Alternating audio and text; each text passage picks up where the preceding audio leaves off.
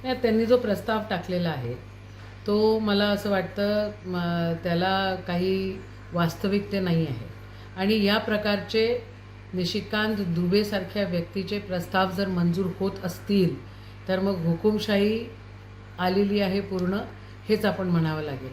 आणि एवढी काय भीती वाटते या लोकांना राहुल गांधींची? हे काय पहिल्याच वेळा नाही करत आहे. मागच्या वेळेला मागच्या पंचवार्षिकमध्ये पण त्यांचं सदस्यत्व रद्द करण्याचं, त्यांचं घर काढून घेण्याचं, ही अशी छोट्या छोट्या म्हणजे खालच्या दर्जाच्या कृती हे करतच राहतात. तुम्ही देशाला विकलेला आहे. आदरणीय राहुलजी गांधी विरोधी पक्ष नेता हे सातत्याने सांगतायत. तुम्ही 18% टॅरिफमध्ये त्या ठिकाणी शेतकऱ्यांचं, तुम्ही व्यापाऱ्यांचं, तुम्ही छोट्या व्यापाऱ्यांचं, सगळ्यांचं तुम्ही उद्ध्वस्त करून टाकलेलं आहे इथं आयुष्य.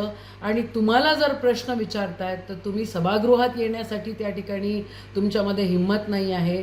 एकीकडे तुम्ही असं म्हणताय की देश सुरक्षित हातात आहे आणि दुसरीकडे तुम्ही असं म्हणतायत की सभागृहातल्या काँग्रेसच्या महिला तुम्हाला काय चावणार होत्या? काय लावलेलं आहे? कोणत्या दर्जाचं राजकारण आहे?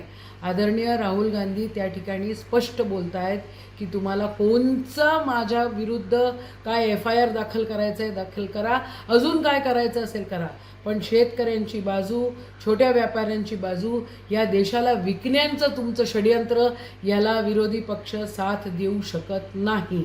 आणि तुमचा ज्या काही गोष्टीमध्ये तिथं दादागिरी सुरू आहे ही नाही सहन होऊ शकत.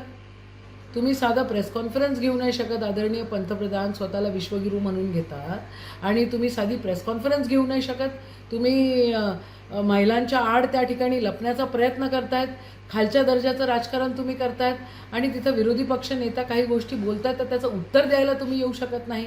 मला असं वाटतं या देशाचं म्हणजे राजकीय वळण एका वेगळ्याच स्वरूपामध्ये जातं आहे. अशा प्रकारे कधीही या देशामध्ये ह्या इतक्या खालच्या दर्जाचं कोणीही घेतलं नाही. एप्स्टेन फाईलमध्ये हरदीप पुरींचं नाव येतं तर त्यांचा राजीनामा का नाही? आणि राहुल गांधींचं सदस्यत्व रद्द करण्यासाठी एवढं मोठं मोशन? निषेध आहे या सगळ्या गोष्टी.